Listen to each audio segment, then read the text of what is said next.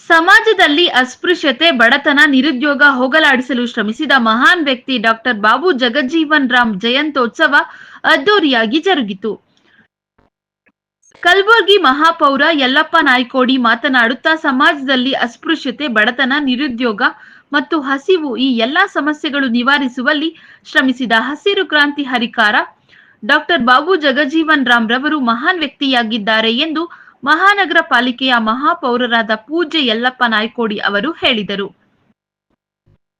ಶನಿವಾರದಂದು ಟೌನ್ ಹಾಲ್ನಲ್ಲಿ ಜಿಲ್ಲಾಡಳಿತ, ಜಿಲ್ಲಾ ಪಂಚಾಯತ್, ಸಮಾಜ ಕಲ್ಯಾಣ ಇಲಾಖೆ, ಮಹಾನಗರ ಪಾಲಿಕೆ ಹಾಗೂ ಕನ್ನಡ ಮತ್ತು ಸಂಸ್ಕೃತಿ ಇಲಾಖೆ ಇವುಗಳ ಸಂಯುಕ್ತಾಶ್ರಯದಲ್ಲಿ ಭಾರತದ ಮಾಜಿ ಉಪಪ್ರಧಾನಿ ಹಾಗೂ ಹಸಿರು ಕ್ರಾಂತಿಯ ಹರಿಕಾರ ಡಾಕ್ಟರ್ ಬಾಬು ಜಗಜೀವನ್ ರಾಮ್ ರವರ 118ನೇ ಜಯಂತ್ಯೋತ್ಸವದಲ್ಲಿ ಭಾವಚಿತ್ರಕ್ಕೆ ಪೂಜೆ ಸಲ್ಲಿಸಿ ಪ್ರತಿಮೆಗೆ ಮಾಲಾರ್ಪಣೆ ಮಾಡಿ ಮಾತನಾಡಿದರು.